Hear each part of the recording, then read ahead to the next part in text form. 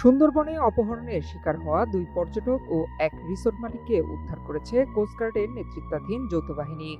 40 লাখ টাকা মুক্তিপণের দাবিতে শুক্রবার বিকেলে সুন্দরবনের কেনোয়ার খাল থেকে দুই পর্যটক ও রিসোর্ট মালিককে অপহরণ করে বনদস্যু মাসুদ বাহিনী।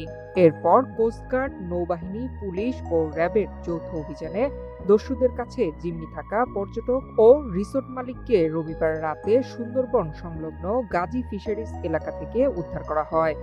এ সময় দস্যুতা চক্রের সাথে জড়িত 6 জনকে আটক করে যৌথ বাহিনী। ভবিষ্যৎ হোক নিরাপদ, বিনিয়োগ হোক বিশ্বস্ত, আর আমার পছন্দ সল্ট বে। ওয়েলকাম টু সল্ট বে। সোমবার দুপুরে কোস্টগার্ড মিডিয়া কর্মকর্তা লেফটেন্যান্ট কমান্ডার সিয়াম উল হক জানান, শুক্রবার বিকেল ৩টার দিকে সুন্দরবনের গোল কানন রিসোর্ট থেকে কেনোয়ার খালে খোলা বোটে ভ্রমণে যায় রিসোর্ট মালিক সহ মোট 7 জন। ওই সময় বনদস্যু মাসুদ বাহিনী তাদেরকে জিম্মি করে।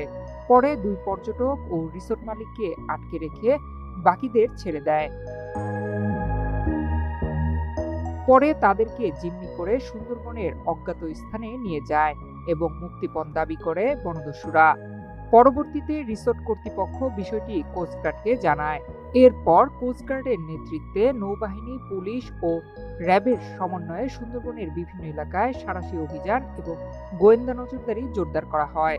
আর সুন্দরবনের গাজী ফিশারিজ সংলগ্ন এলাকা থেকে ড্রোন সার্ভিলেন্সের মাধ্যমে জিম্মিকৃত 2 জন পর্যটক এবং গোলকানন রিসোর্টের মালিককে উদ্ধার করা হয় এবং প্রধান ডাকাত মাসুদ মৃধাকে আটকে কোস্টগার্ডের গোয়েন্দা নজরদারি ও অভিযান চলমান রয়েছে।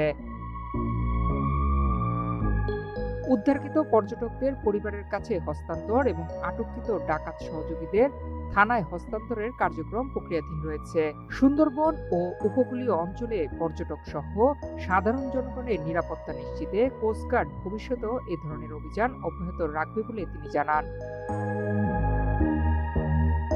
নয়ন বিশ্বাস, বাংলাদেশ প্রতিদিন।